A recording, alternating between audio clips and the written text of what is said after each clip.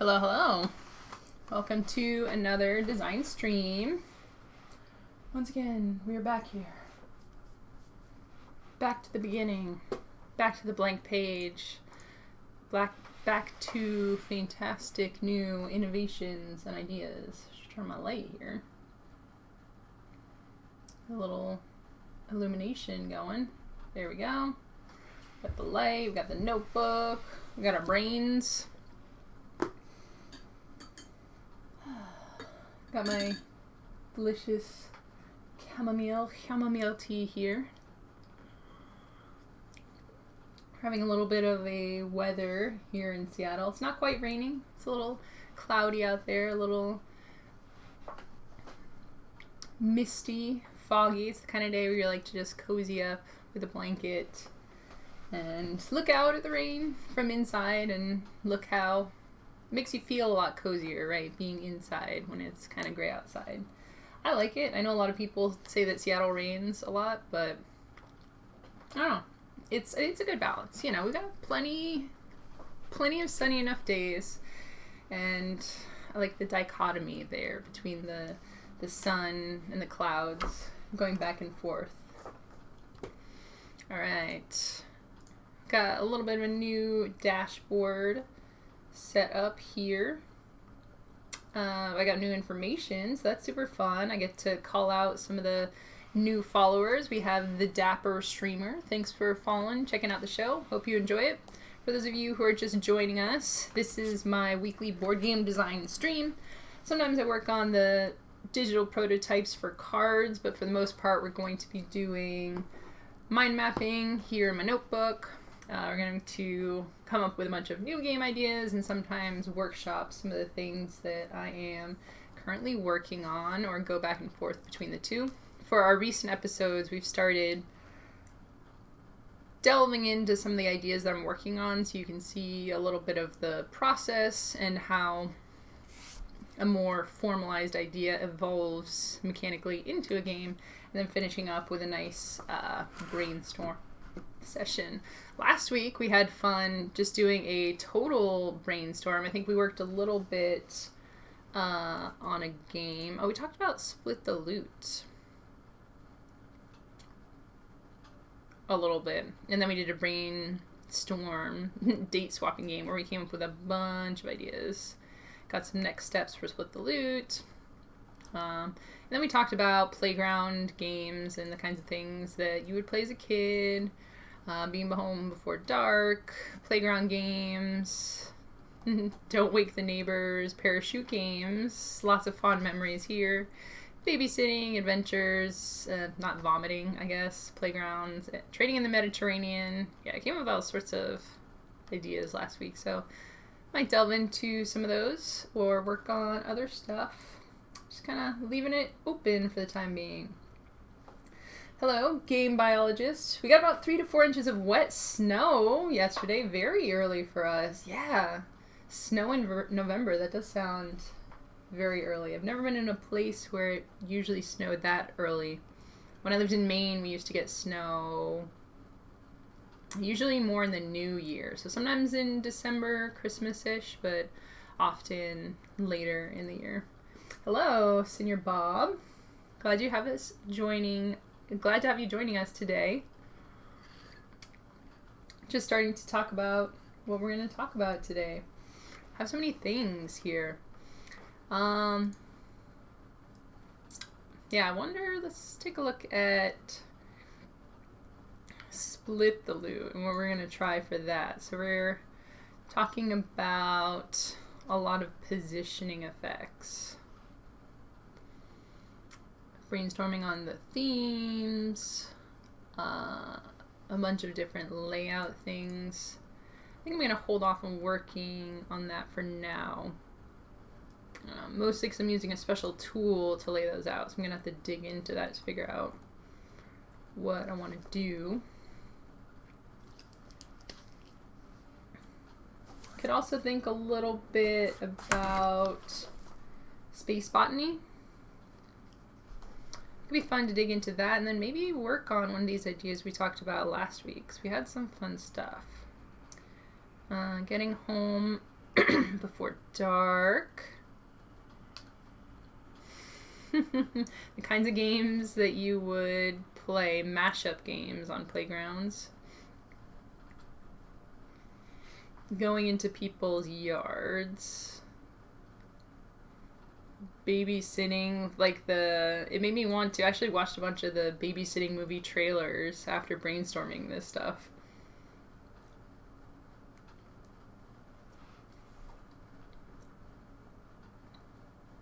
Yeah, we have a lot of stuff here. I think it's the kind of thing with these ideas. We might need to come up with some more ideas. None of it is a very interesting part of trying to come up with new game design ideas. This is a theme and the experiences and emotions that you want to lean into for that game.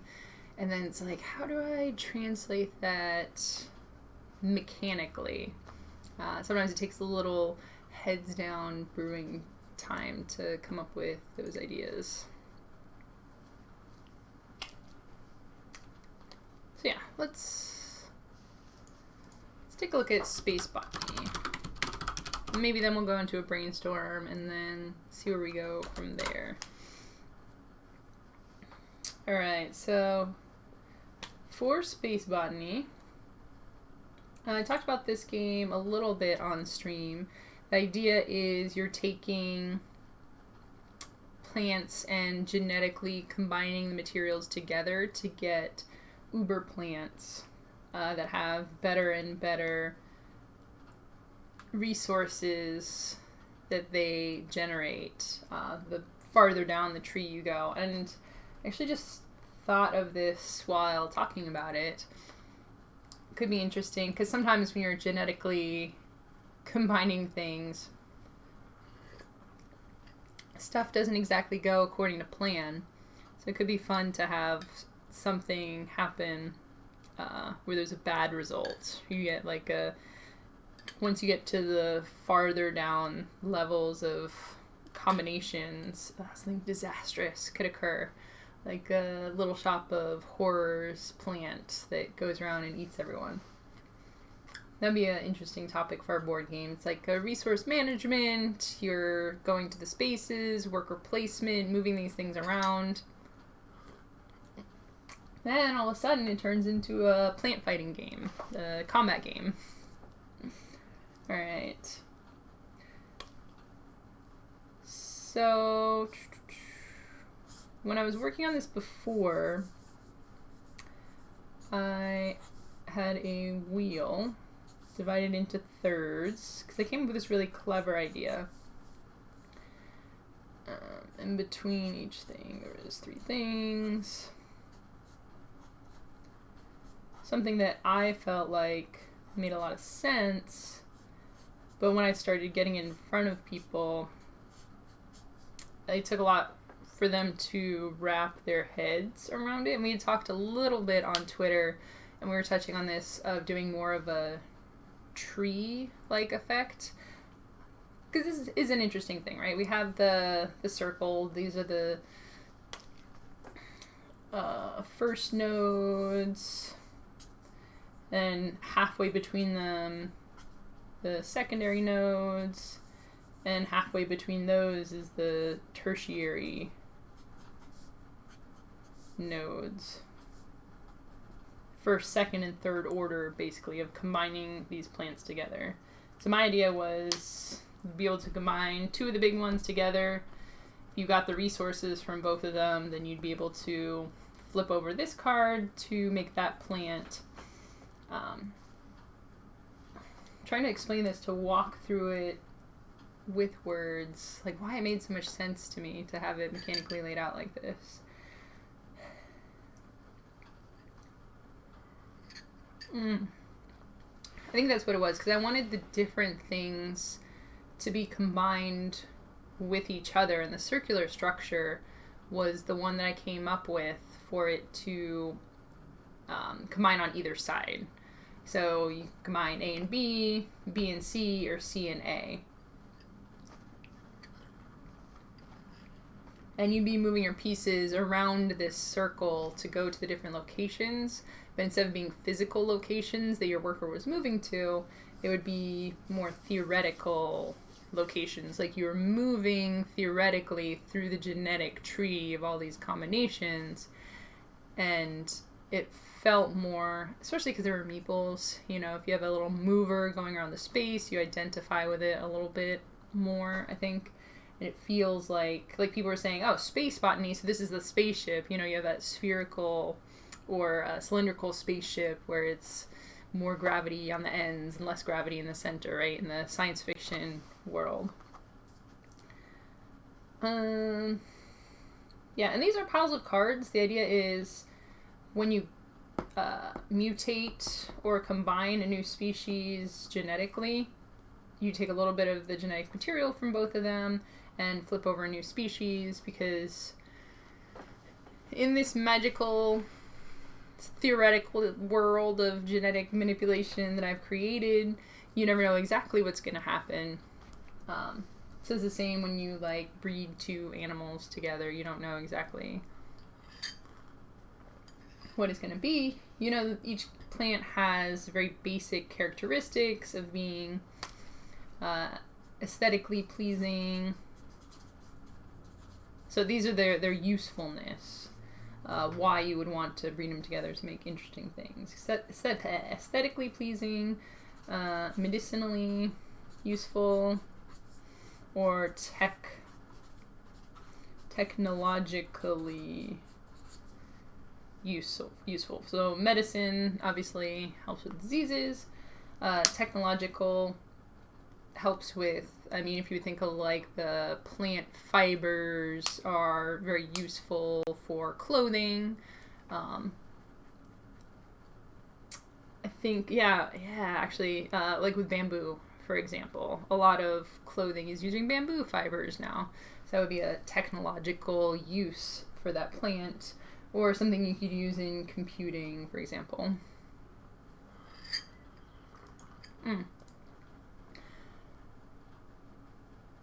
Yeah, that's an interesting question, game biologist, about the hybridizing or the grafting. I thought a little bit about both. It's funny because for the grafting, that's what we had talked about, the gourd game that we were ideating on, where you'd make this vine and have, like, different, all one connected vine, but different types of pumpkins or gourds or whatever growing off of the one vine. So that could be interesting to potentially even combine those two ideas. This is definitely one of those things too. I just, like, look at this circle and it just makes me happy. I'm like, oh, but it makes so much sense. Sigh. Whole kill your darlings thing. So another way to represent this physically, and a lot of this comes down to making a physical game as well, right? If it was a digital game, I think potentially the circle idea would make a little more sense, because you would have a UI for it and it wouldn't look like you would just rotate throughout the UI. So these could be piles of cards. Although for the first order cards, the idea was these were always the same ones that you started out with. Although I suppose you could swap them out if you wanted a little variability. So these would be cards, and then you would have a board or some sort of pieces to show that you were combining these two.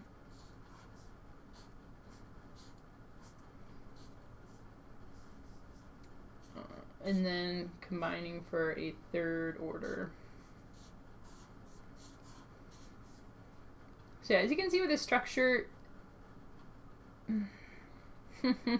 as I'm saying this, I'm trying to think about ways to do them. It's not, again, obviously when I showed this to people, it didn't make as much sense when I was explaining it.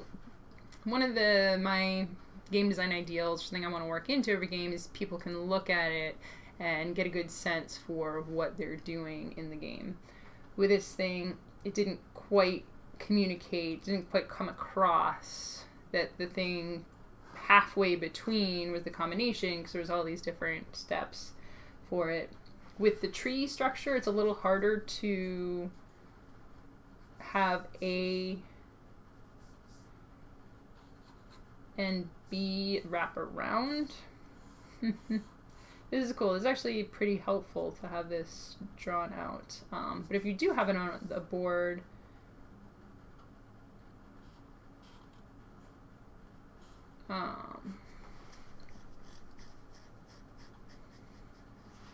you could have a two-directional board. So these combinations go here, but then, and I'll mark these with letters. You can see C. This is a little bit weird laid out. So this is A plus C. This is B plus C. This is A plus B. But then if you were to show that you're combining AB and AC, for example, it gets to be a little bit weird. So this would be A2 BC. And this would be AB2 C. It's super fascinating how the complex part of this game right now is how this stuff will be laid out so you can demonstrate the different trees that you can go through. And then, you know, actually, like when actually combine these two plans together, what happens? Senior Bob says, just learned today that the chupacabras that people shoot and kill in the Southwest might just be hybrids between wolves and coyotes? What? That's crazy. I did not know that that was even a thing. Wolf, coyote, hybrided. Coy wolf. What? Huh. That's really cool. I did not realize that either. Oh, they're so cute. This is my first reaction to these things. I know that both coyotes and wolves are actually kind of a problem in a lot of different regions, but I see them. They just look like puppers, and they're cute. I know that's an interesting. It makes me think of like the horse zebra, or like the liger, the lion tiger combinations. Interesting species boundaries there, where there can be viable offspring, but often they can't have third order offspring. Genetics is weird, and I think that's part of the fun of making a game about it is a lot of times in a game you want to make players feel powerful.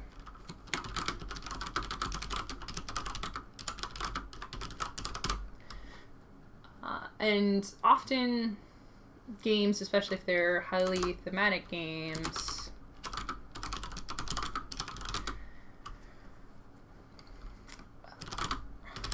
are often, at least in part, simulations. Not even necessarily thematic games. You know, Settlers of Catan is a simulation of building your settlement and building out houses and villages and cities and roads. Ticket to Ride is a simulation of building a railroad connecting different cities. Ecos, which I just played, is the simulation of building out an ecological environment. But in order to simulate in a board game,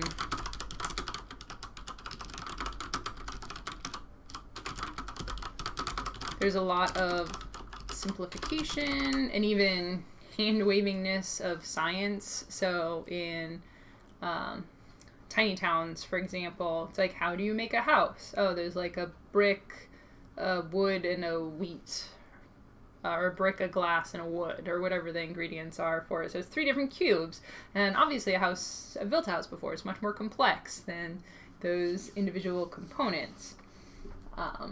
So the tricky part of making a game that's trying to be representative, more so than just a pure abstract game, is to simplify it in a way that still people can connect with. It makes a lot of logical sense for people. Alright, so I did have one more idea for laying out of these space botany cards. Oh, and the reason that it's in space is because that's cool, you know, for setting it in the future means, you know, maybe we've advanced our technologies, so it's easier to recombine things genetically and the nice thing about setting things in the future is you can sometimes hand wave a little bit more. But yeah, just as I've been discussing this, I'm thinking, what if the center cards can be in a circle, and then you can potentially,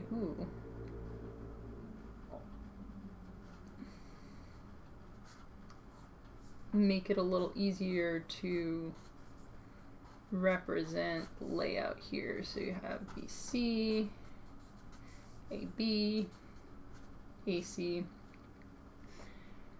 And obviously these cards are going to be interesting, complex things, a lot of cool stuff going on here. When I'm working on a more complex game that has a lot of moving parts, if there's a way to simulate it so that I can work out a part, like right now I'm working on the layout and orientation of these space botany cards. Obviously BC is going to be this crazy vine plant with pink leaves, and it's going to have a medicinal effect. We're using it to fulfill recipes for someone. Like I want a plant that can be used to treat the common cold, and you can also make parachutes out of it, right? But for now, representing this way can let me put all those complexities aside and just play around with how players will move through this space. Yeah. So this is kind of the reverse idea of the circle, and could be on a board with like little dots, potentially combining it. So you can have a very clear idea of how to lay out all the different cards. And then my idea was to, because this is cool, because I can either combine just third order cards or recombine, like breed back a card back with itself, which was my original idea. In that case, you could have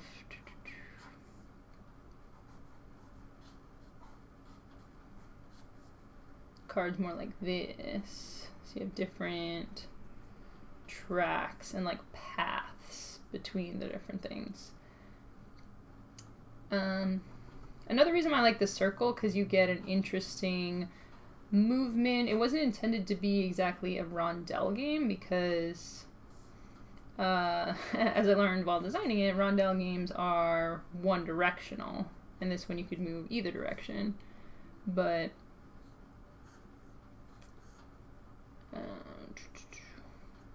it felt pretty elegant, right, to have the movement in the circle.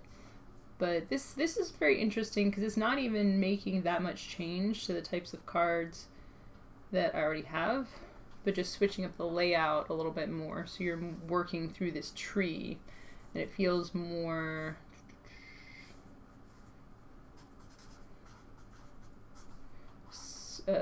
circular,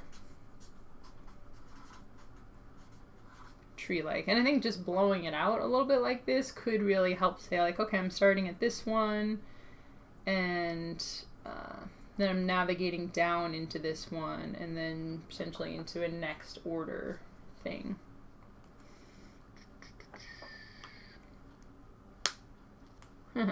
Bobicus says, ooh, tweet storm about genetic versus behavioral barriers. Ooh, this is actually very useful research stuff. Bobicus, are we brainstorming space botany or just whatever? Starting with some ideas about space botany, which is a game that I'm working on, but after that we're going to work on some different new ideas and see what we can come up with. I think, yeah, space botany is one of the ones that I'm focusing on right now, but actually just talking it out a little bit like this gives me some great ideas for moving forward. So probably be able to start our new brainstorms early. How would those transparent cards work for this concept?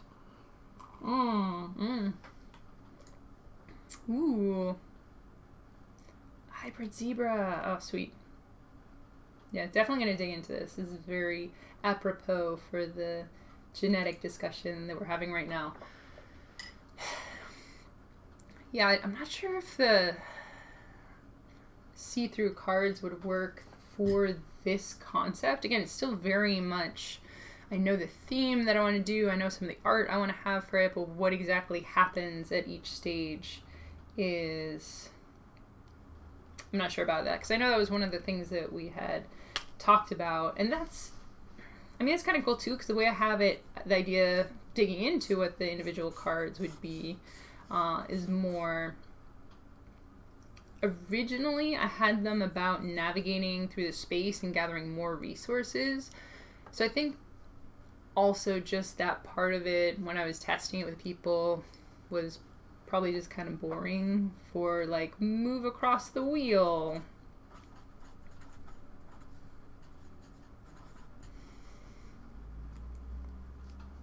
So thematically being able to tie like why, like that's the question. Excited about this space botany game concept, excited about why, like genetically evolving these things or genetically hybridizing different plants. What is the goal thematically that can make me excited about doing these actions? Capital why am I hybridizing plants?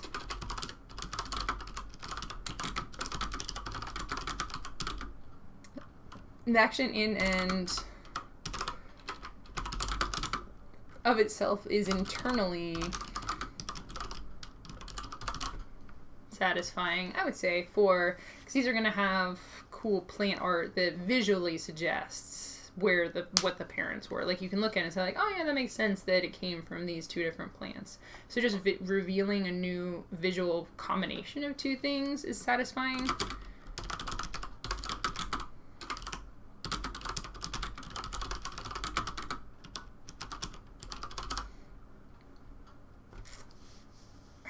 And that could just be it, you know, just like, oh, and I made a cool plant. I made a cool plant. But I kind of want there to be something a little more strategic to it.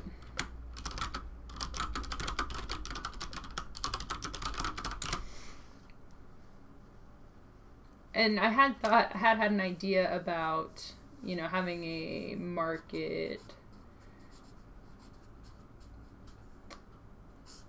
either for products or you're more like a research based.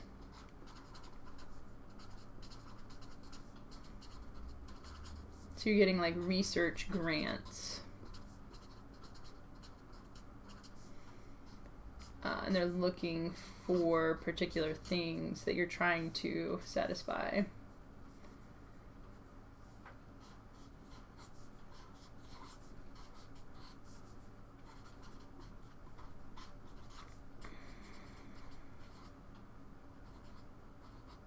And this actually ties back to, if we do go the research direction, we had talked earlier about claiming things, discovering them and claiming them, and who gets the credit for it.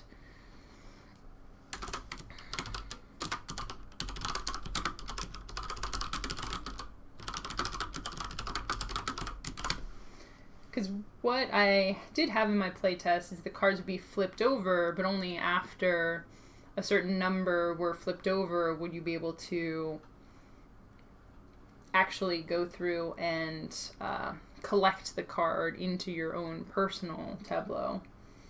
So it could be an interesting back and forth between, well, I want to satisfy these, but I don't personally get credit unless I do a certain thing.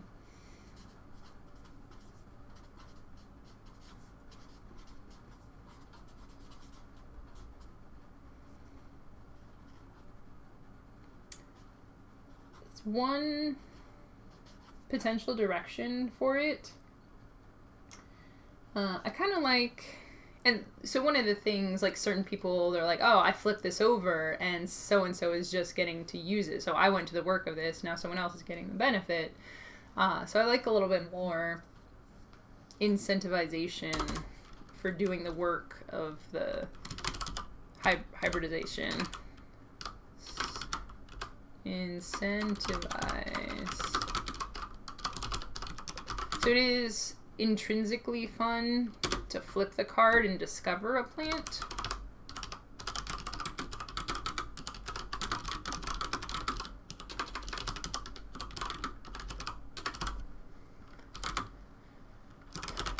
And you want to double down on that by making it extrinsically rewarding as well. Extrinsically. Yeah. And the clear cards, the see-through cards that we had talked about. So, and then more build a plant, build a bear, right? So you might have one with leaves like this, and the other one from the other parent has like a big trunk and spiky leaves. So if they were see-through and you piled them on top of each other, you get this like interesting it looks like a present when I draw it like that with the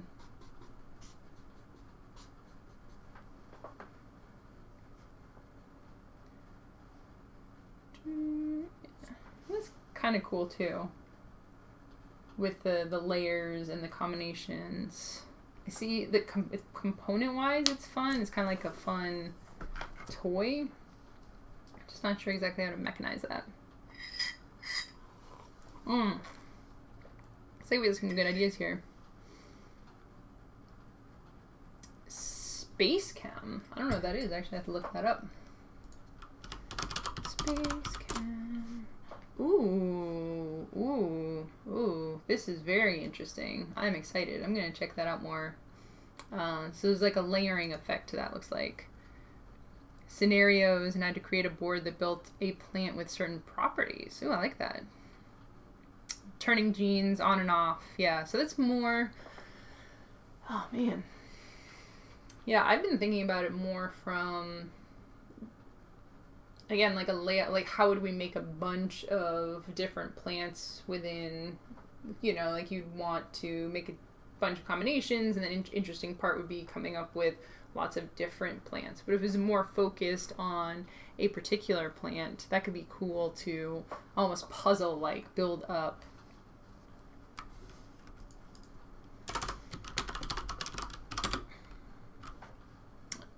certain things by saying like, oh, so this has the do it in plain language, this has the wide leaf, or the wide leaf gene is dominant and the pine needle leaf gene is recessive. So if you turn off the wide leaf gene, that's how we would get to the pine needle.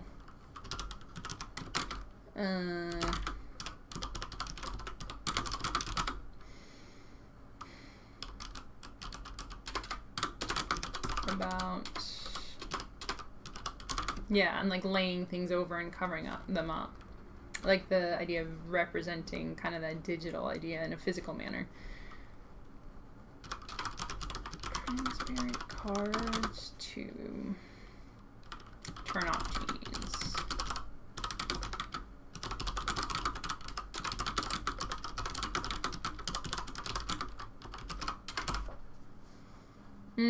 Yeah, that's cool.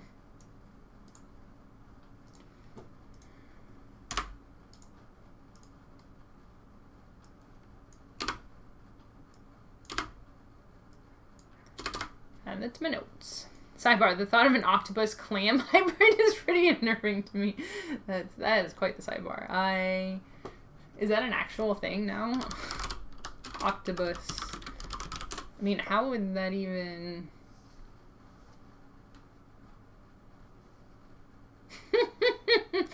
Oh, okay. Well, I'm looking like, oh, that's actually pretty cute. A lot of octopuses will live in clamshells in like a little house because octopi, I should say, are geniuses, very smart. Game biologist, I'm a giant bio nerd. Now I'm daydreaming about transparent cards with dominant and recessive genes on them. They can get overlaid to show what characteristic is actually expressed. Dang, yeah. And that's half and half. For the people who have been interested in more of a space botany game, the genetics aspect of it has been pretty compelling. So that's something, every time I said it, I was like, oh, cool, and you can like have it be more genetics, like dig more into the scientific genetic aspects.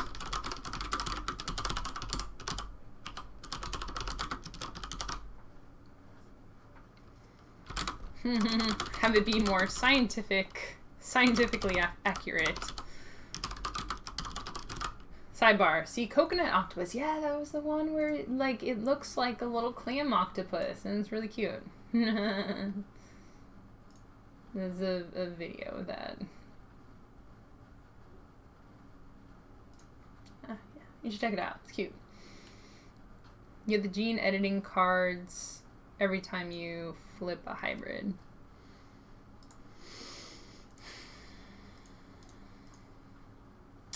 Yeah, I mean this is very helpful. This is definitely a game that's been bouncing around in my brain. Sometimes just having a game sitting on the back burner is great. You're just going about your business and you're like, oh my gosh, if it just worked like this, then it would make a lot of sense for the stuff to come together like this, and then this would do this, and you can do iterative design on stuff. For some reason with this idea, like, I keep coming back to the theme. Yeah, that's why I'm glad to be brainstorming this a little bit, because I'm getting caught up on this movement layout, how the cards would connect to each other. You don't have to necessarily, like, you could just have, yeah, just the readability of it. I mean, you could just have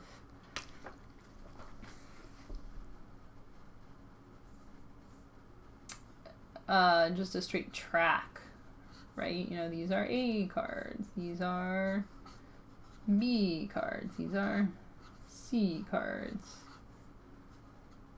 and then AB, AC, BC. Just have a way to really clearly, and then the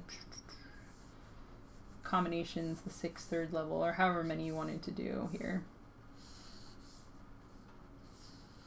And then when you're making combinations, you wouldn't even need the, like, A, B, and C could be just a known thing. You could just have on the board, like, what those plants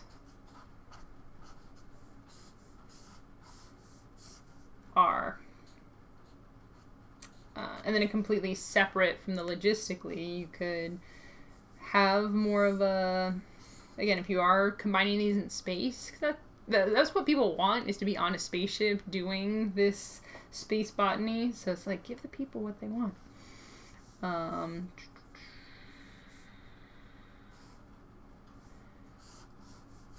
Yeah.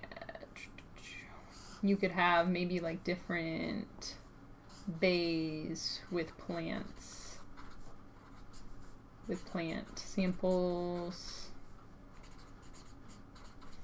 Could have like a laboratory.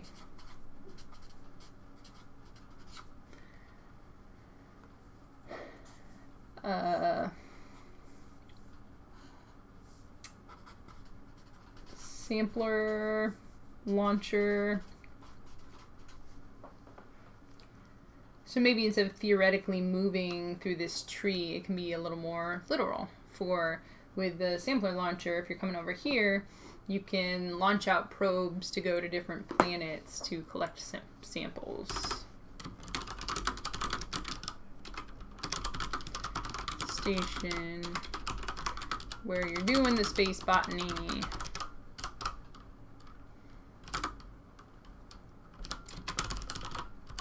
Because when I had it as the circle, people, it was like, give the people what they want. They felt like they were moving around a spaceship to the different regions of it. And it could be laid out like a circle.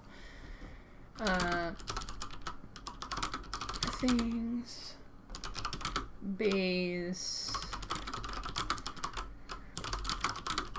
There could be some simple plant tending where you have to keep putting water in them so they produce.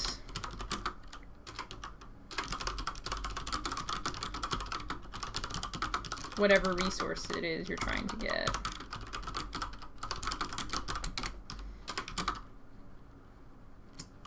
A probe launcher.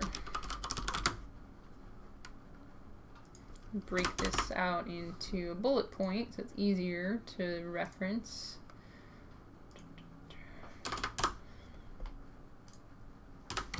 Laboratory for science. Probe launcher to send probes to planets to get new samples. Yeah, the trickiest thing that I've been bumping up against, and I think why I've been focusing on the layout for this, is, again, representing it physically can be a little bit tricky because you're going to have all these different things. I mean, in an ideal world, and this game was inspired by a video game called Mendel, you should definitely check out if you haven't, because it's got a very fun gameplay loop to it. So in the video game, you just walk around, like, grab part of this plant, grab part of this plant, put them together. The software of the game figures out, like, what combinations of things, and in that game, doesn't matter what the science is behind it. It's just like you combine it, you plant it, and it makes a new tree that looks kind of like both of them. And sometimes things go really weird and makes it look not very much like. You'll be some of my funnest moments in there is like, oh my gosh, now I've figured out this one's like pine needles. Like this one got very pokey needles. Like how would I make a palm tree in this game? Physically, you need to have an easy way for someone to say, like, okay, if I go get this sample and I combine it with this one, it has to produce something. And where, like, do you have a tray where all these, like, okay, so this is ABC and this is AAC if I double combine them. Yeah.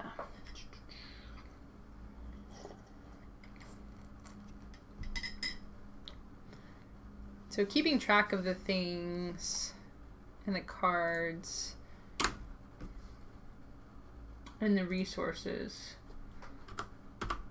But another way to do that, again, if you want to have the variety, is like, oh, you can just combine a lot of different things. You can simplify and say, like, well, there's 3 different base samples that you can go out and get. And you get those, and maybe, like, in the future for another game, there'll be 3 different base samples, so you can just get a refresh pack to get lots of other, like, weird combinations of plants. Important mechanic to emphasize. Most of the time, I think what's cool about genetics and mechanically, if you're thinking about combining things in a recipe format, most of the time you have a good idea of what you'll get. A little column A, a little column B,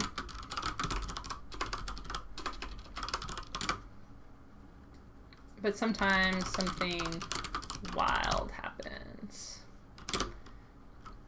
And the structure combined with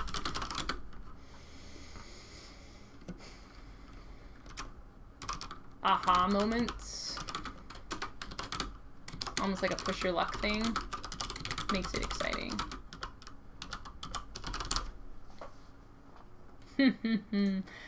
Alright. Oh gosh.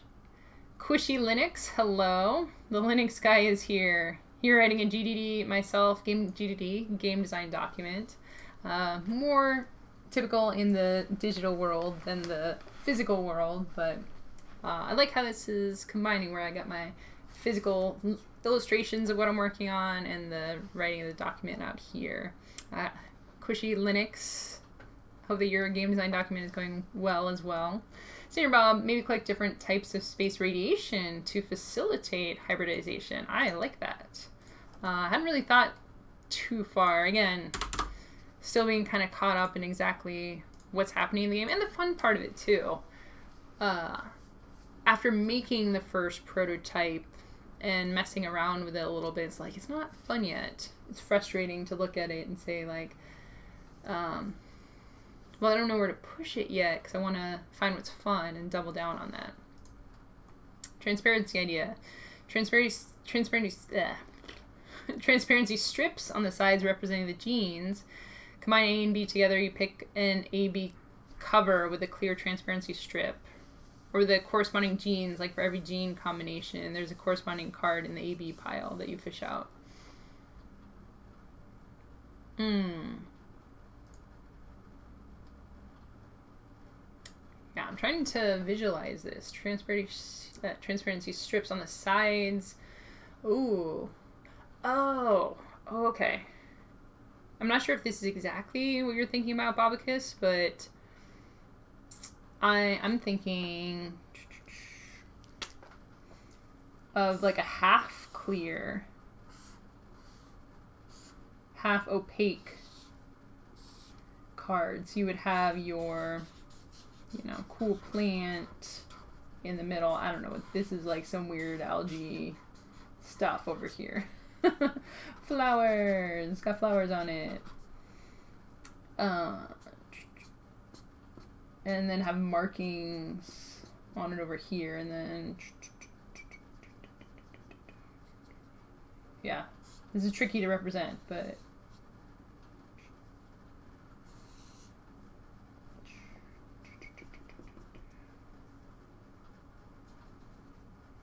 yeah, there's some interesting thoughts there. I'm just gonna write this down. Half transparent cards.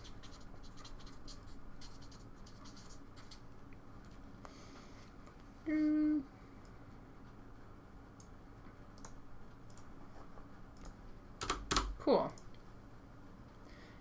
And that's the thing too, like brainstorming something very different here that's not necessarily based off of known components or known mechanics. What if there was a card that was half transparent? Like you had the cool art on it, but then the transparency as well. This feels like a good time to mention the CRISPR mechanic. Yeah, gastropod looks at food through the lens of science and history. Oh, okay. I was gastropod. I was thinking science. I was like, gastropod is like a clam thing. CRISPR will revolutionize biotech, cure disease, resurrect extinct species, and even create a new and not so improved humans.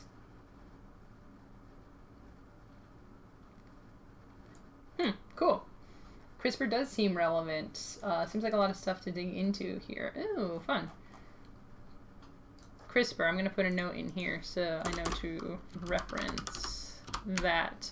Very excited about the helpful links in the chat. I like for my game design to do a lot of research and dig into the existing science or learn more about the thematics of the thing that I'm kind of maybe trying to build around. Also, it's just fun. Science is so fascinating. Cushy Linux is going pretty well. Excellent. Good to hear. Babacus, I wasn't thinking the left-right thing. Okay. Just building everything up on one side, but I like your idea a lot. Okay. Ooh. With just... Okay. That might be actually easier for... Yeah. Just like a transparent segment.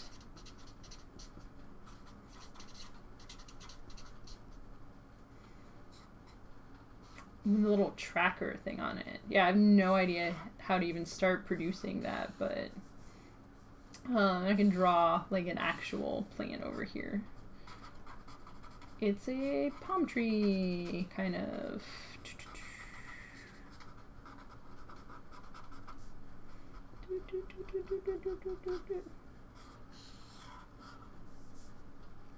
And I'm thinking like just letters and little line segments, almost like a test tube to make it look science-y, right?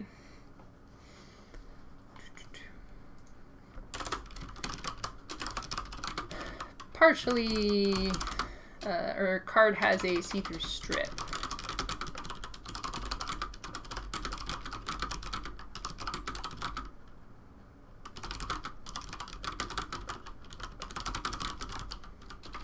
Combination of two species. Yeah. I like where this brainstorm is heading. I think somewhere in here between the flipping over of a very particular card, the aha moment of, oh, this is what I got, or maybe it is the more structured, strategic method of which card am I going to lay over another card. Or even just, is it more interesting to do a worker placement and put my person into this space and roll a dice? Because that was another thing I was thinking about too, is, okay, I'm combining these two. I'm running out of paper here. It's new notebooks. Yes, custom dice, right?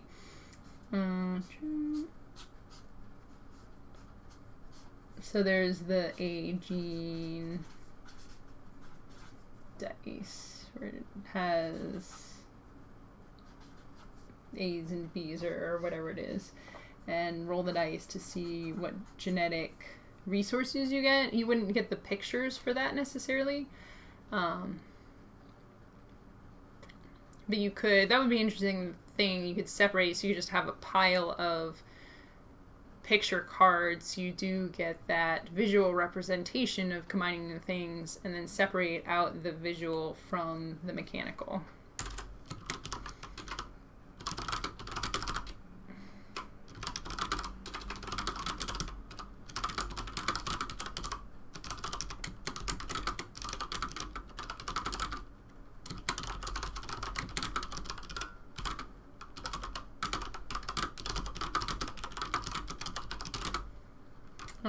Actual values or resources.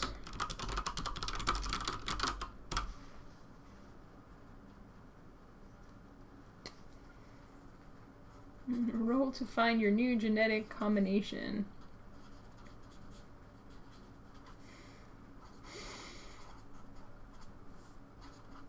Combo. Combo. Game biologist is a scientist, comes with a literature cited section. I know. Research is great. I think just digging into some of these, research is great. Just science for game design in general. Like, there's so many unexplored regions. Just the coconut octopus that we had talked about, like octopi occupying. That's a mouthful. 3. I don't even know how to number these anymore because they just like keep coming. Octopi Occupy. Oh my gosh. Oh, okay. Yeah, this is gonna be our title for this stream. Octopi Occupation.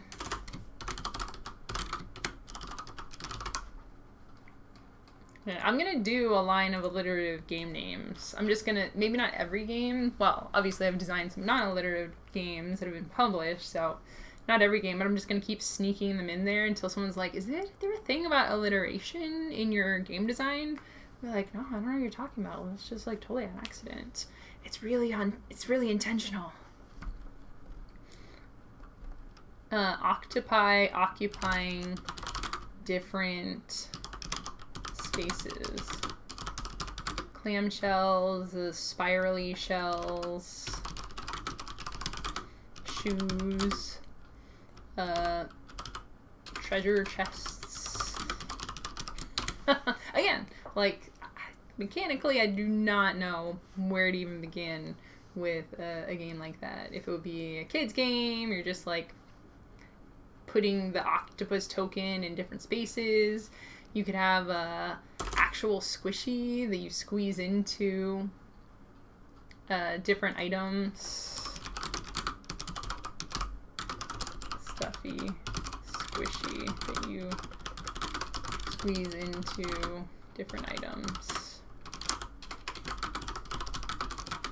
Have tokens that you just put in a place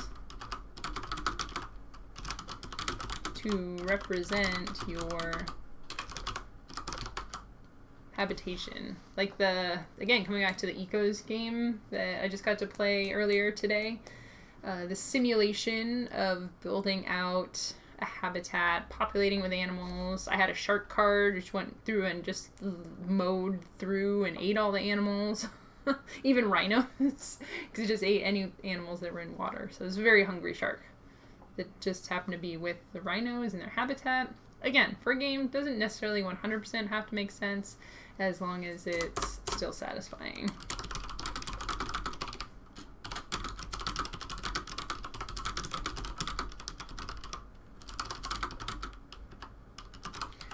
Just the right amount of thematic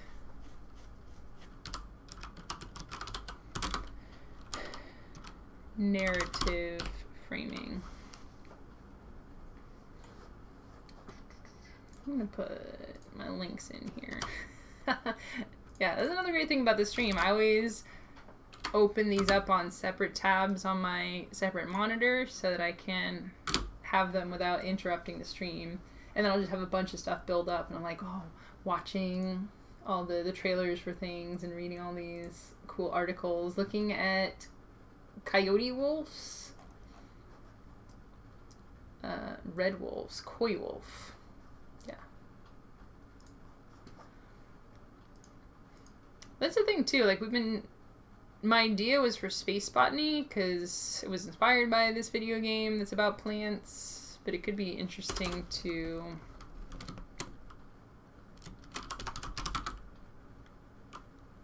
do animals.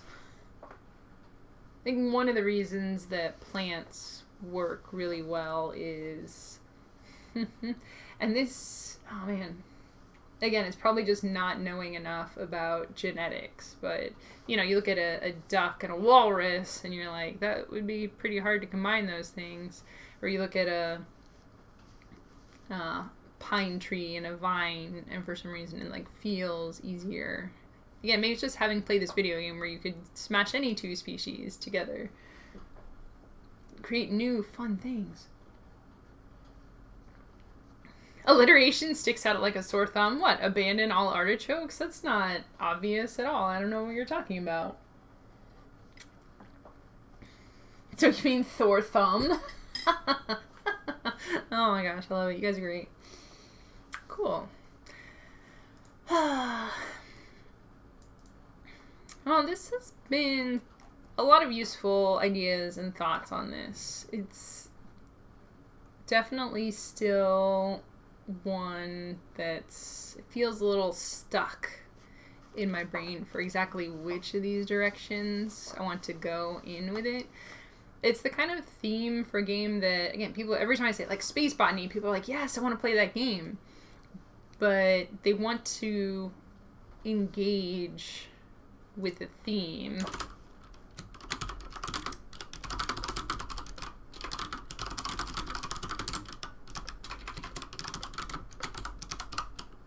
This is an interesting sidebar from a design perspective. I think we'll get to an open brainstorm in just a little bit, but before I went there, did want to think a little bit about themes in games and what exactly it is about a theme that makes someone want to play a game, and then what about the theme makes someone enjoy the game that they're playing. I was talking about this on a recent Ludology episode, how tightly the theme connects to the mechanics. And if you pitch something, I believe Gil said, like, what if you're making a dog lawyer game and you have to bark to do certain things, and your playtesters play the game, they're like, oh, well, the lawyer part is coming across, but the dog part isn't coming across, and you sold me on the fantasy of this weird outer space future plant game. How can you deliver on that fantasy to ensure players feel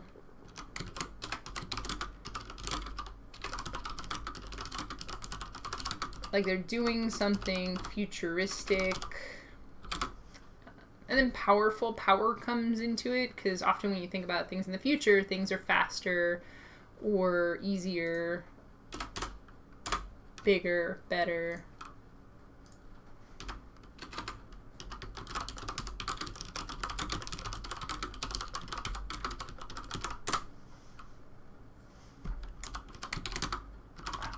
They're doing something science fiction, outer space related. And one of the touchstones of that, they're discovering, adventuring, things are weird and unknown. There's a discovery, what's the word I'm looking for? There's a sense of quest, of staking claim.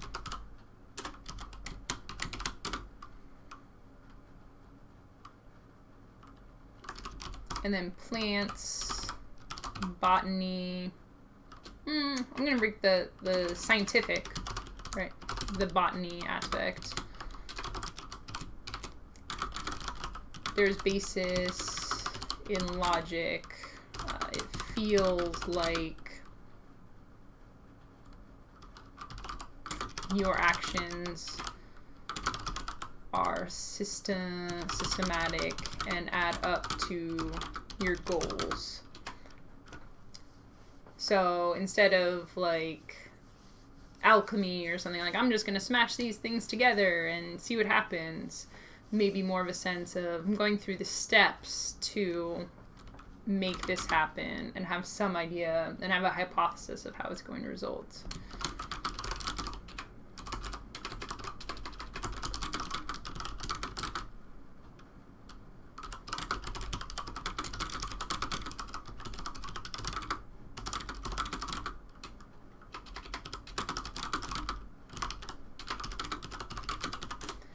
And finally, plants. My interpretation of an expected plant experience would be ecological, nurturing. They grow slowly over time, although you might want to not just have to say like, oh, my plant, like over the 15 turns of the game, I grow one plant.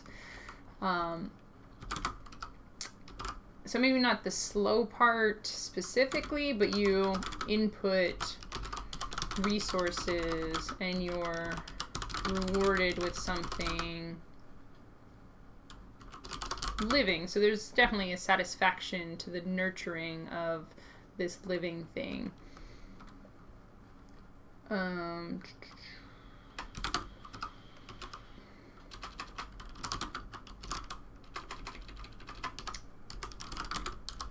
Plants grow in interesting ways, unexpected ways. You might get different flowers. I have a lot of succulents growing on my windowsill, and sometimes out of nowhere they'll just like, it feels over the course of a night it will shoot up a stalk and then just have a flower. I'm like, how did you learn to do that? That's like crazy. I think succulents are the closest thing we have to what feels like a space plant. Like a succulent feels like it's from another planet.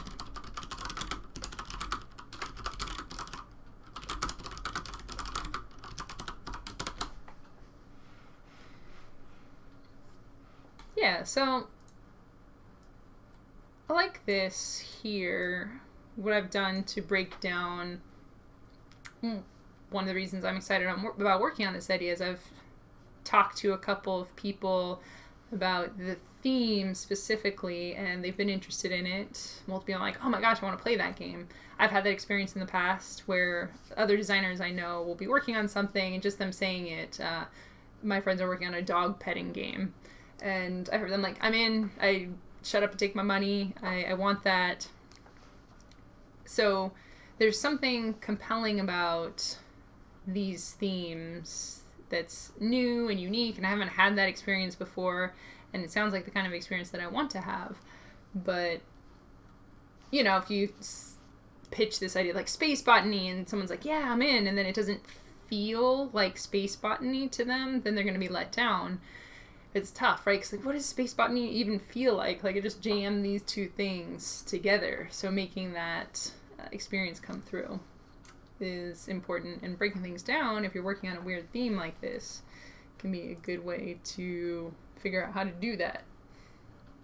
Alliteration always attracts attention. I see what you did there. A game about manual labor? I'm down. Hey, so many games are about manual labor, about the things in real life that would be super boring, like tracking resources, like a trucking company picking up resources here and delivering them somewhere else, or like planning train routes.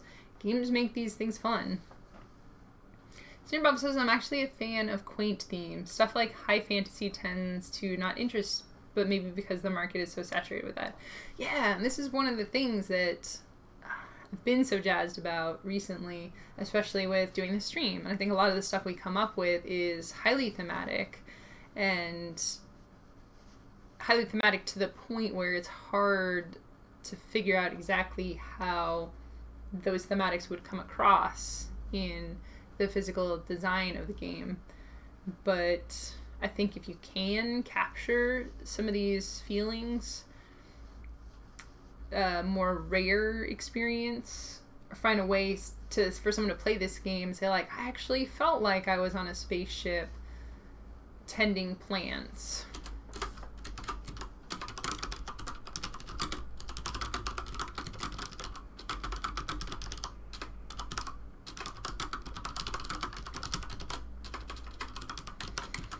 Like, if you can sell an experience like that, then that's the kind of game that is a hook, right? That makes people sit up and pay attention. So, like, if you play this game, you're gonna plant stuff and be in space. And some people are gonna be like, doesn't make any sense. Other people be like, that sounds weird. I want to do a weird thing.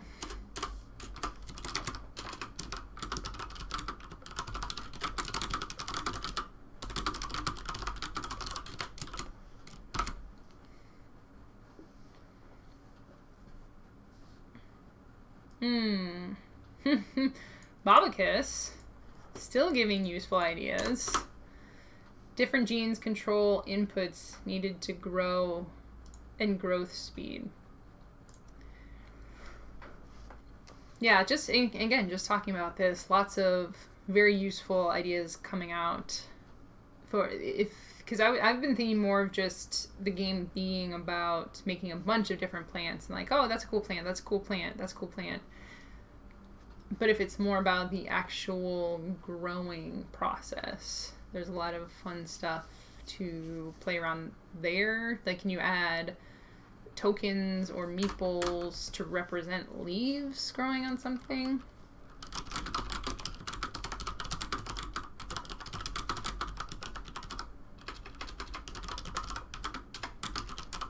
Leaves, vines, flowers, fruits, etc.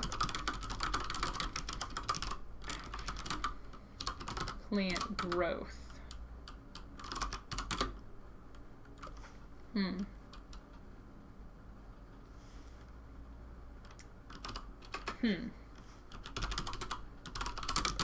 A plant cut from whole cloth. I'm trying to figure out the best way to physically represent this. If you could have a lot of bits in there, like build a plant, build a bear. So, like, we're thinking about the transparent cards, but maybe it's more tokens and components for your building. So you get your base, your stock, trunk,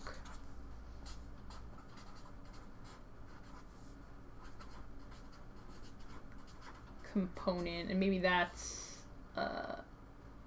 like a card. You can just be like a thick trunk, or maybe it would just be very viney.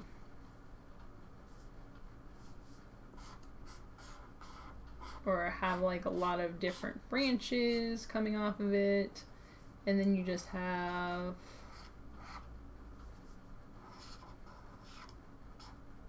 punch. They could even be punched out, like punch shape. That could be a little tricky to manufacture, but leaf-shaped tokens.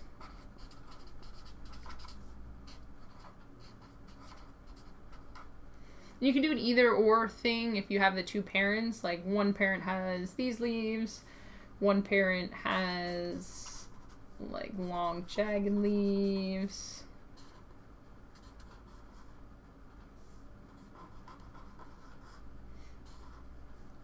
You flip a coin to determine which it is, and then you start attaching these things on here in some manner. You have your and you can just like put them on there. So like, and now it has like big flowers attached to it. Makes me think a little bit of Kodama. I don't know. That looks like a birthday cake, or like it's on fire or something. Actual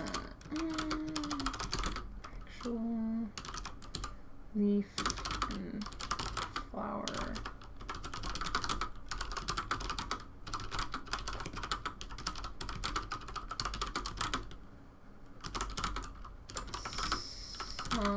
From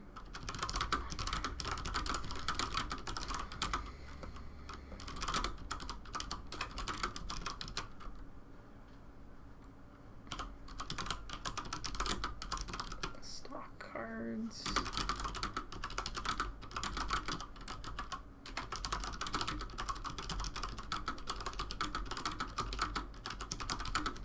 Discover it one piece at a time. So this is more leaning into, instead of just the aha discovery moment of this is what my plant looks like. This is tapping into the style of fun that's building or creating.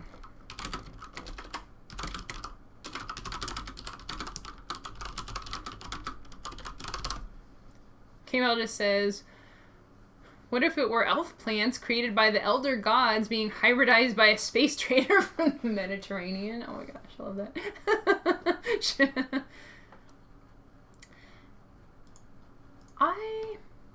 I don't know, going back to the fantasy themes, or the high fantasy theme, my opinion, I don't know, it's the same with zombies or Cthulhu or any of these things. I just feel like just feels generic, even when like it's not saying anything. It's like if I was to read a book, you know, I've read a lot of books in my past and used to really enjoy fantasy books, but at a certain point, you know, you're just like, oh, and they're going on a journey and there's the wizard who's doing the magic and they make a fireball and they fight a dragon. You know, there's like, what new am I getting out of this? And maybe, you know, it's really well written. For the game, the same thing. It's just like, okay, there's a combat game where you're working with your different classes, moving out across the map, or it's a dungeon crawler game. At a certain point, I think leaning on those themes, though, a lot of people do get very attached to things, being like, oh, I just like fantasy games. And that can be a way to sell games to people by speaking to something that they already know that they like. Whereas I always like when people play around with a theme a little bit and put their own unique spin on it.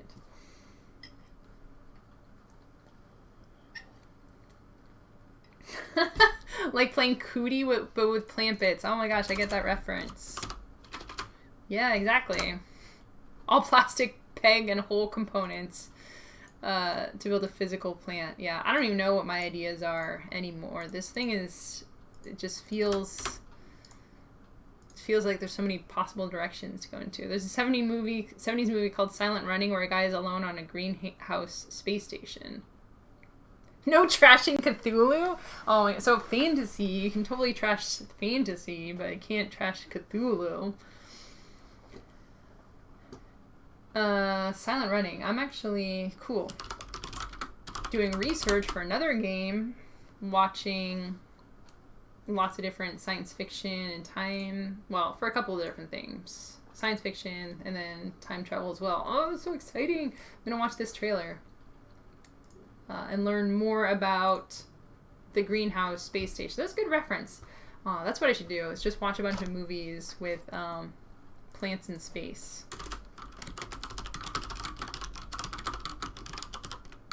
For research. Yeah, like this one, Silent Running. Just watched Moon for the first time recently, which also has plants in space. What other movies have plants in space? I'll have to do a little more research and make a list. Next page. A typical theme: community garden, where each gardener is trying to swipe pollen from other gardeners to build better plants for the next year. Yeah, it makes me think of growing peppers in a garden, and they'll often cross-pollinate with each other, and you can end up getting, I think that's how you get, like, sometimes you plant a very spicy pepper plant and it's not that spicy, or just a regular pepper, and all of a sudden it's like, oh, it's so spicy, depending on which flowers specifically got pollinated by slightly different species of pepper, because there are plants like that that can cross-pollinate very, very closely with each other. Bobby says this is for an open brainstorm. Yeah, that's excellent. We're getting close to that. I need to get it out of my head. Yes. Oh, this is perfect. Game about overcoming trauma, cooperative, player and therapist. Therapist has a win condition of curing the patient of trauma, and patient has a win condition of maintaining their status in life. Interesting. Every time the player confronts their trauma, they have a chance to set themselves back in life. But overall, handling trauma makes them more effective, gives them more actions per turn or something. Martian is potato-centric. All right, I do want to dig into this idea of babacas, because you got some really cool stuff going on there.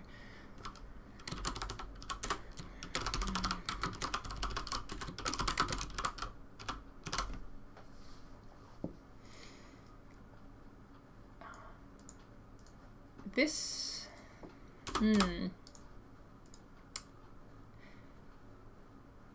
This is a very interesting subject. It makes me think of like a two-player role-playing game. I've been seeing some stuff come out recently where it digs into very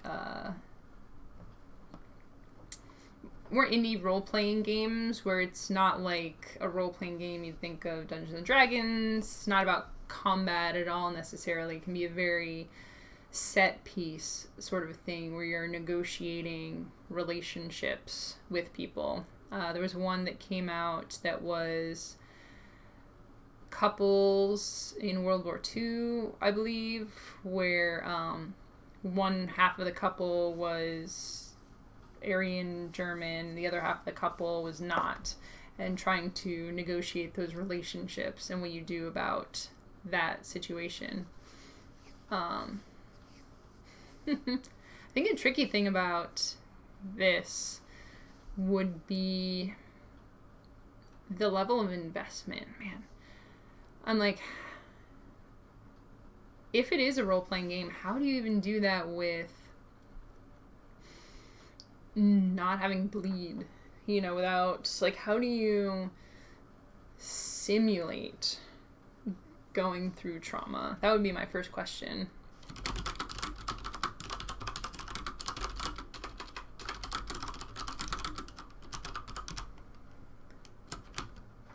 When it is one of the people involved. Because, holding on, The Troubled Life of Billy Hare is the closest thing I can think of to a game like this. And this is about a fictional character going through all of these slow revelation of backstory over time.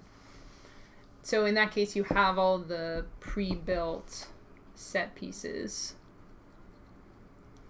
Because it'd be tricky, you know, like so many people have things in their histories in their past, and to start working with someone or talking with someone saying like, okay, this is we're doing the depression scenario. So I could see it working with different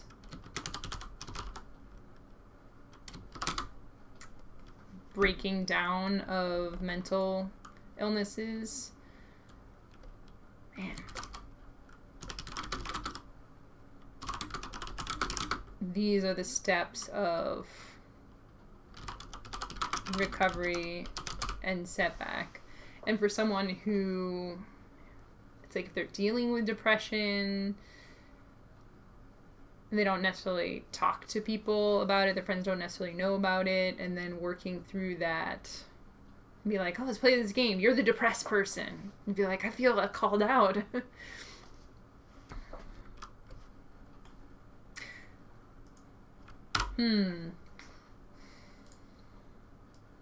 And then to have it to be competitive too. That's really, it's such a fascinating idea. I almost want it to be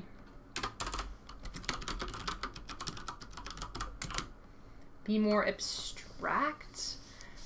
Like, I think if you're dealing specifically with a real world mental illness, you could get into this space of each person experiences it differently. Whose experience are you going off of? If one of the people actually deals with this mental illness, you know, how will they feel about playing through this experience? So one idea would be to come up with a representation of a mental illness. Maybe a little bit like, and then we held hands. I haven't played through that yet, so I don't know exactly how it works, but my understanding is a little more abstract, of moving your pieces, trying to come to a consensus.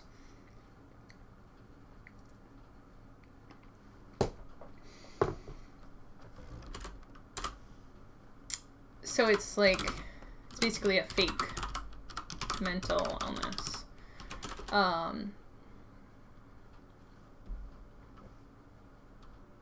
So like,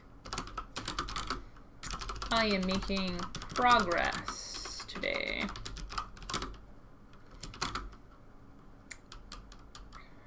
I had a conversation. Or even more abstract, like you're moving your cube up a track and something blocks you.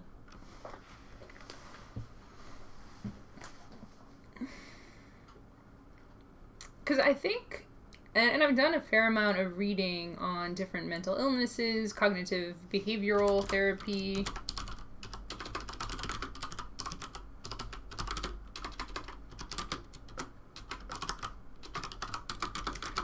A lot of it is very mechanical.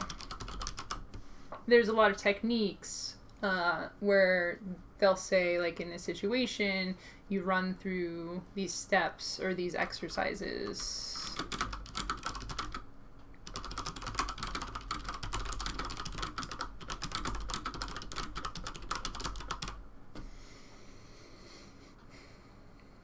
And the tricky part about it,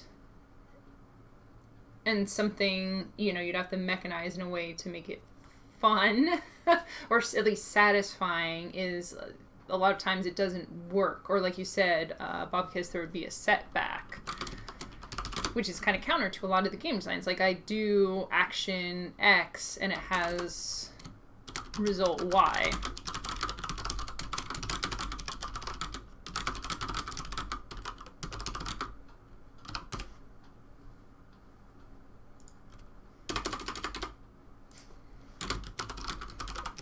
Therapy, often you do the action and nothing happens, or you go backwards, or you move forward a little, or it takes Z times to work, quote unquote, and you don't know what Z is.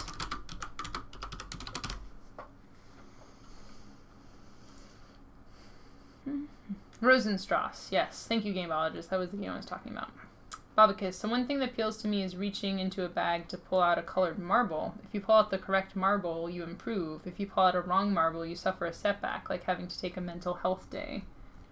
Cooperative but different win conditions. Okay. I have an idea for competitive where multiple players compete for the player's time. Their boss, significant other, therapist. Nice. Yeah, I think I like that actually, the idea of the marble pulling from the bag, because I think that does represent pretty interestingly this idea that there is, like, you will succeed eventually if you do enough things, but I think it has a similar potential for frustration with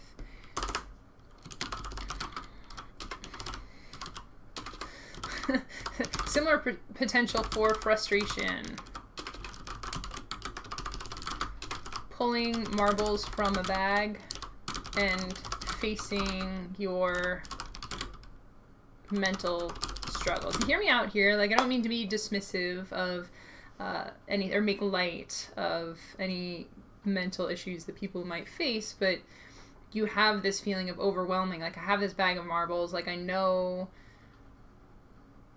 like, I'm doing the thing that is supposed to make me feel better, and it doesn't every time. Does it mean that the thing doesn't work, or does it just mean that it's a hairy, complex issue that has layers to it?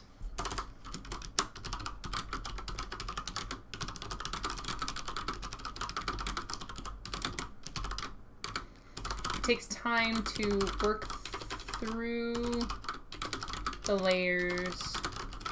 Don't know how many layers until you reach it, whatever it is. So you have this collection. You know that eventually, if you keep doing it, you know it's going to work. With the marbles, it's nice, right? Because you know that one marble is in there. It could be the very first one that you pull out. Like, you... something for cognitive behavioral therapy is to talk about the worst thing that could possibly happen and then how likely that is to happen. For example, someone asks you to work on a project with them and you figure out you're very stressed out about this, or you don't feel capable of responding to this person because, like, what if, like, so many things could happen. I don't know what's going to happen. You say, what is the worst thing that could happen? So the worst thing, if I say I don't want to work on this project with them, is they hate me forever, and they tell all my friends and family I'm a terrible person, and they completely ruin my life and my career. So you think that might be bad, like the disasterizing, because that's something that, if you're having certain types of issues, your mind can go to the worst case scenario.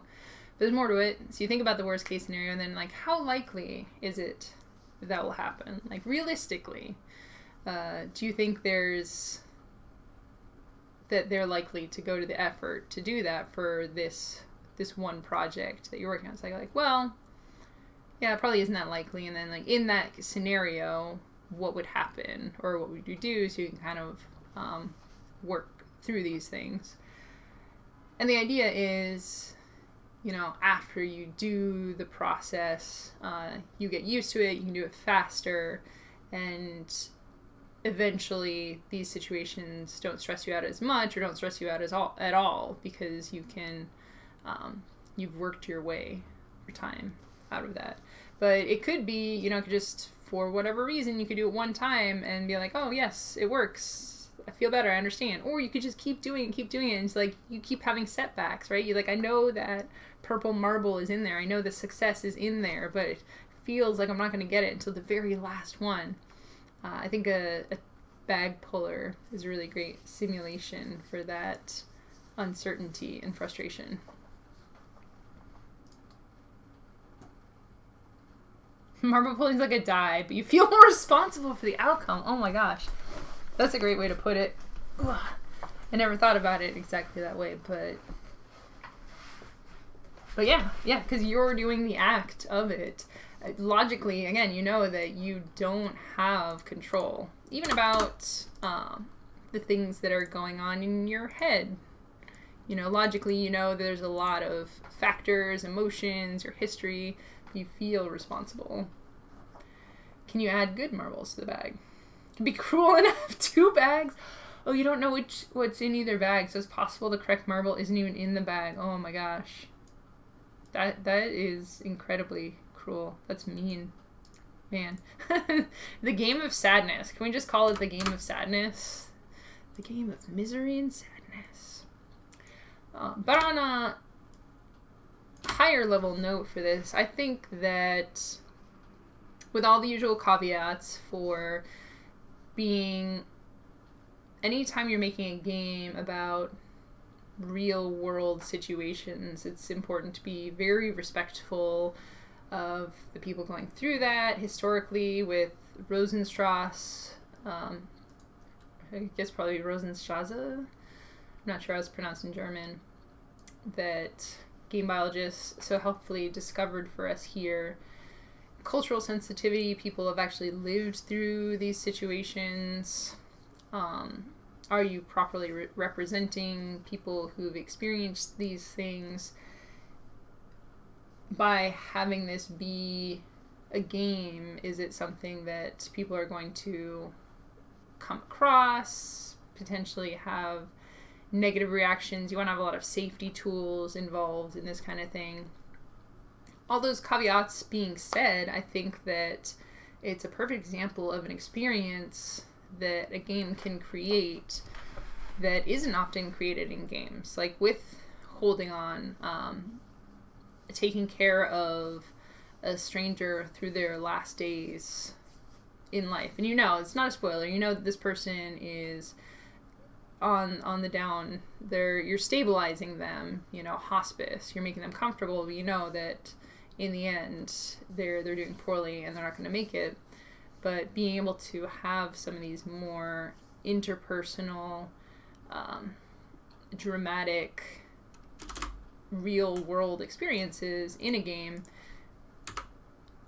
is a very interesting space to explore from a design perspective. And I'd love to see more games and more designers explore these spaces, because I think there's a lot of very powerful experiences that can be had.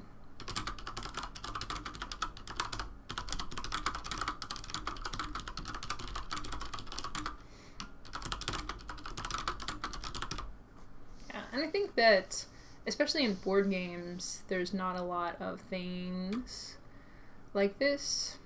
Video games is a little more common. You have things like That Dragon Cancer, or games, I think it was 1979. It was a year that explores context in different locations and conflicts, and playing through that in a respectful manner.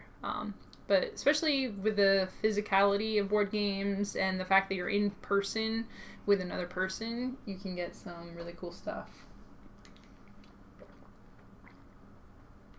But yeah, again, with that frustration, like you're talking about being evil to people. It's like, oh, you're pulling through marbles out of a bag, and the marble you want might not even be in there. I think it does simulate the frustration of these experiences, but mental illness and issues that people are going through can be so frustrating.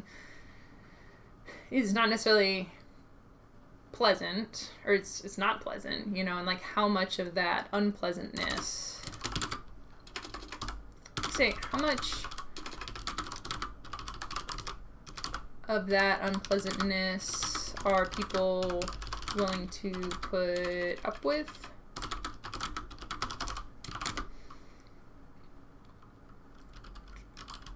I can just put up with, like, what is the payoff Because again, you have the two bags, you don't know which marble is in which, especially if you're making it competitive.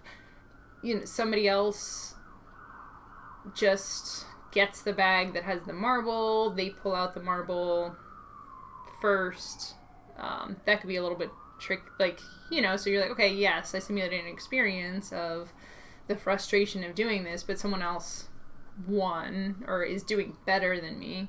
So what I'd love to see from a game like this would be have a cooperative or collaborative and lean into wanting, even if it is competitive, like lean into wanting to help people.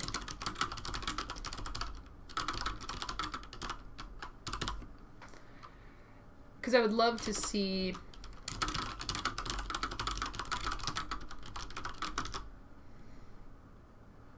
treated as building up your patience and emotional skills over time versus, you know, I never pulled the right marble and I had a crappy time. And again, I think it's such a fascinating space to design in because you can make an experience like that, right? Like that's it's hard. A lot of games will be just a random dice rolling, bag pulling situation, and someone will just get really unlucky in a game and lose, and it won't, like, they haven't had enough control or choices to win the game, and they're just, losing is hard, and people can tie a lot of things up in that, and it can just, like, just feel bad. But if you can make it feel good and bad at the same time.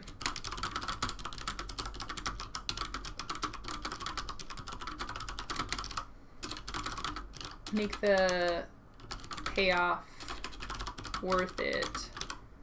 Payoff is not just who is winning.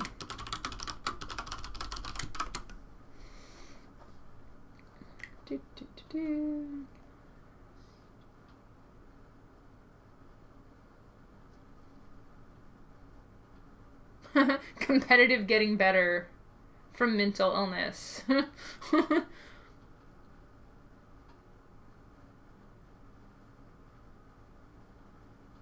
Yeah. When sanity becomes a zero-sum game, there's only so much sanity to go around. You want to be the first one to get some. This is starting to sound very, very dark. Or very Cthulhian, right? Competing for the ill person's resources and or helping them at the same time is a good place for competition. Having two people trying to get better faster feels icky. Yeah, I agree. And that's like, again, when you're working on an idea or a design where if you push it too far in the wrong direction, it just gets weird or gross. Man, how do I put this without sounding sounding like you're toying with people's emotions? Because it is. I mean, as a game designer, you are generating emotions from the experiences that you create. And if you can find a very subtle way, a very subtle and respectful way to heighten and embody and surface. I think the word I'm looking for is surface some of these emotions that we don't really think about or talk about. It can be very valuable to people. You know, if you can let people in a safe space, in the magic circle, explore and play a game where they're feeling vulnerable, you can potentially, and I have very lofty goals for what I believe game design is capable of, but I think if handled very delicately, you can find a way to make a space where people can play. You know, play, be vulnerable, experience these things, have the safety tools to talk about any potential bleed, and then it can potentially open doors for ways in which they can talk about these things outside of the play space. Just having to, it's like with, you know, kids play acting and learning how to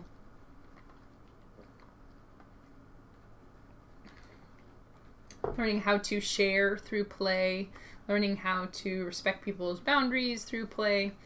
Kids learn a lot of stuff through play, and I think that adults are also capable of learning things through play.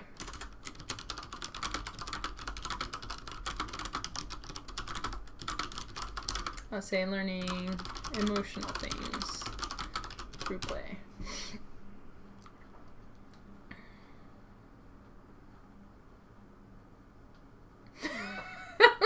And today on the Board Game Design Chat, we're going to explore the concept of ludonarrative dissonance.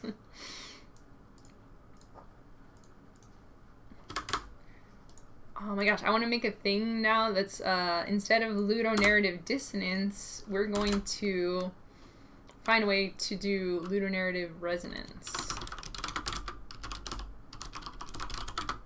That might already be a thing, but I like to think that I came up with it.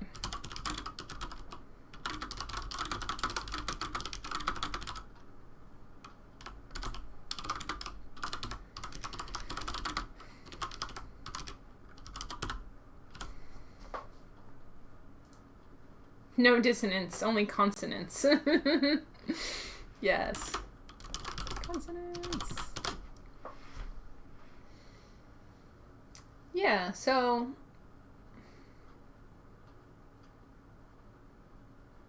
this seems like something you definitely want a gentle touch, a subtle touch for. Having your therapist, your boss, your child, and then one person is the player whose resources everyone wants.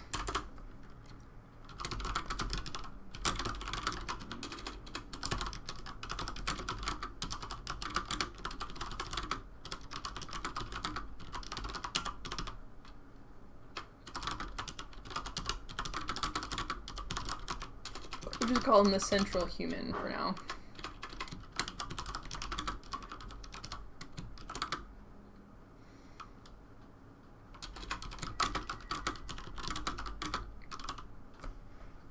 The mental and emotional resources. Central human, you need to balance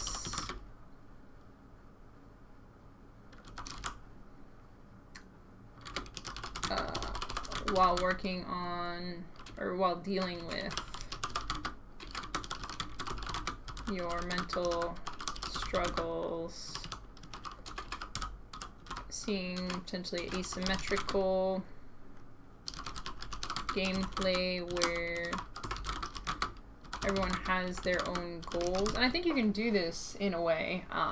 Like you said, people getting better faster from mental illness, I think, is not a good direction to go for a competitive game like this. Mostly because all of those self-improvement things, anytime you make it a competition or a race, it can put people into a really bad place. So I don't think that's a good direction to go. But if you're looking at this like the give and take of resources,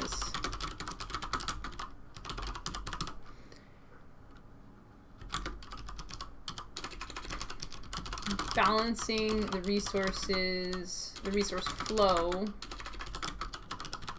between everyone, and there's a way, if you run out, everyone loses.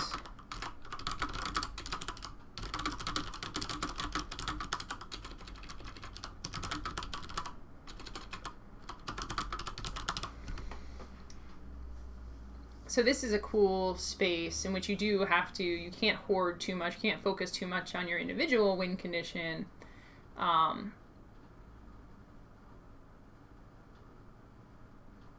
Because you could tank everything. So in 13 days, there's, if you go to a certain DEF CON and blow up the planet, basically everyone loses.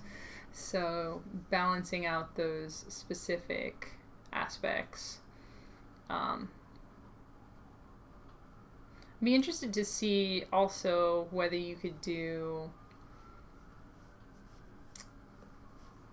like, ideally this sort of a game, I want people to feel good, like not making people feel bad for losing. You have your goals.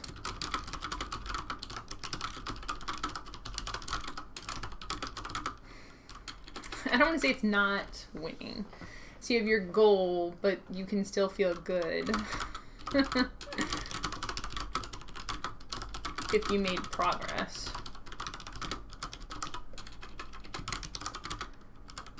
Multiple scoring points or win conditions. I mean, it's so interesting with the competition and winning and losing, because there can be, and it varies so much from person to person, like how much a person connects emotionally or entangles themselves, I think is a great way to put it, with the emotions of winning or losing. Some people can compartmentalize very well, and this is a game, I'm going to do my best in the game. Obviously, I'm probably not the best person in the world at this game. Win, lose, like we're just trying to play, we're going to have a great experience. And other people entangle themselves very much with the experience of winning or losing more so. I know as a person who does this and needs to work on this, is feeling kind of subversion of expectations, where I feel like I should be doing better, and if I do worse than I feel, or if I lose a game, I feel like I should have won or at least done better in that game. I can get very emotionally tangled up in there. And you have to be careful to make sure that whatever the mechanics or fun of the game is, that people are... It's like, what am I trying to say here? You want to make sure that just someone losing the game, losing, quote unquote, again, it's something where we're mostly working together, but losing, not being successful at my goal, doesn't negate the value of the vulnerability and the emotions that we shared during the game.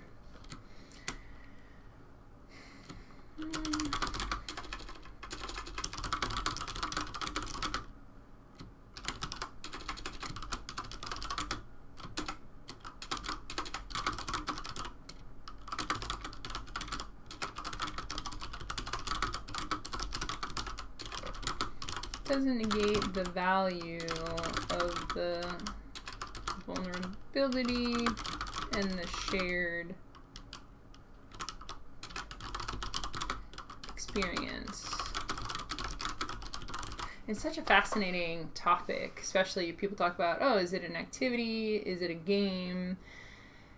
Is there a way to win? Is there a way to lose? People want to have the strength of knowing who's won and lost a game. People ask a lot about, and then we die. Like, so how do you win this game, or how do you lose the game? Like, well, I guess you lose by not dying, because everyone's supposed to die together. There's a very strong goal in the game, but you can have a goal without having a winner and a loser, or winning as a group or losing as a group.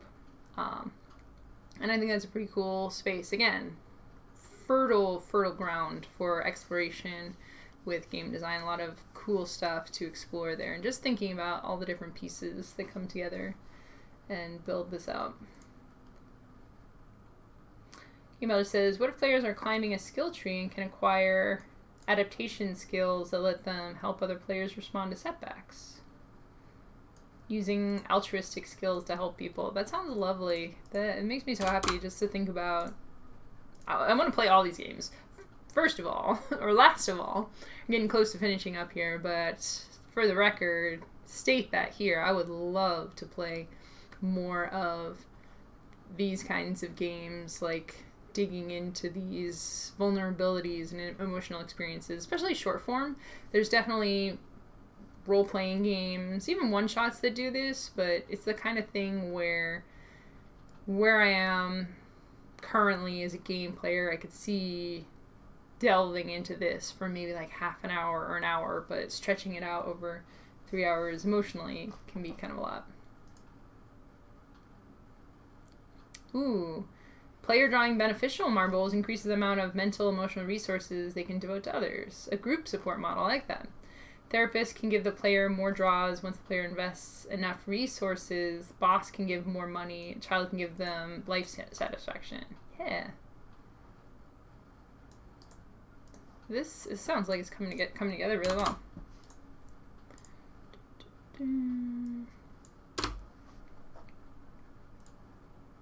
Getting a bad marble can affect all three of these, and if you go negative, it affects all three negatively.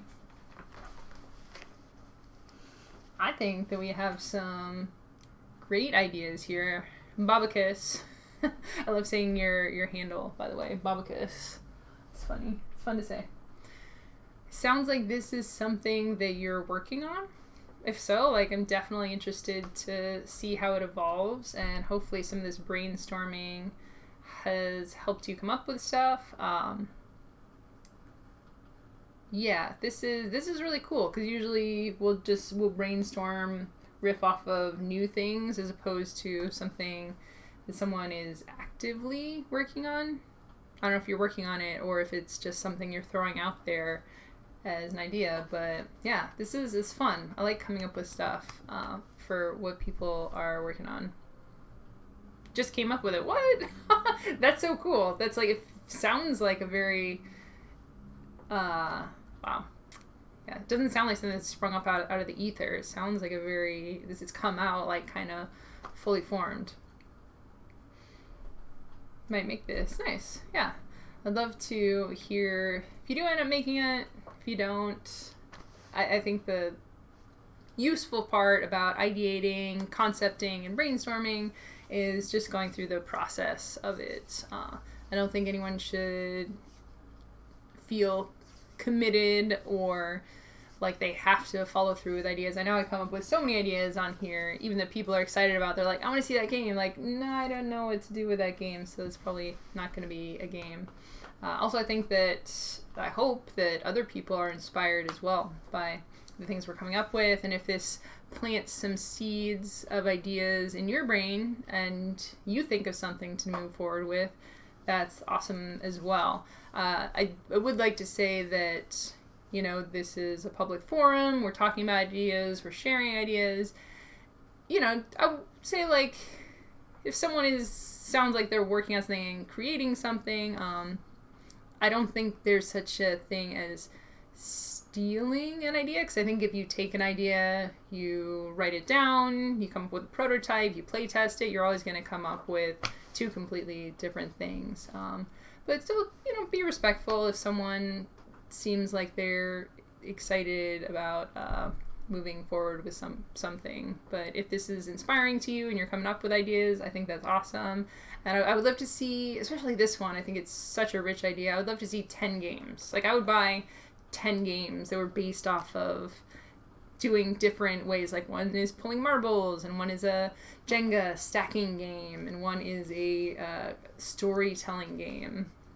I think there's a lot of really cool potential directions to move forward with this. But yeah, I think we're just about done for the day. I feel like mentally ready for naps, because we came up with so much cool stuff here. We dug deep for our concepts. It's so funny too, like one week it's playground games and babysitting, and one it's like the inner emotional workings and complexities that people deal with on a daily basis. Ain't never sold no game before, but at least gonna do a play test. I got a board game group. Yeah, that's awesome. I think oh man, I'm always talking to people about game design and what people's goals are. I think in my group, we have a lot of people who go to conventions and pitch things, people who've sold games, have games published, but there's a variety of different reasons to make a game. And I think if you have a friend group or a board game group, if you're new to design and you just want to like make something for people to play around with, I think that's awesome. And I would love to see more people like don't worry about publication or if it's like anything. Like, make your thing that's different than other things that are out there. Like, I want to see a million weird games and a million indie games, and I just think it's cool that people are creative and making fun stuff. With that being said, I think that's about enough for today. As always, this has been fantastic for me. I hope that y'all enjoy the show and that you find value in it. If at any time you want to talk about stuff you're working on, you can always hit me up on Twitter at Emma Larkins. You can follow and subscribe to the channel if you want to hear about more cool design stuff. I have this weekly show on Tuesdays where I do streaming for concepting and design. I also do streaming on Thursdays for just having fun, playing some games casually, usually Magic, but sometimes we switch it up. Yeah, love chatting about design, love sharing ideas and hanging out with people. It's been super fun, and I hope that y'all make some great things, because I love it. I love seeing what people do. I love that people are creative. People are amazing, and can't get enough of it. But yeah, for now, I'm going to sign off. Hope you have a good rest of your week, and I will catch you again soon. Bye.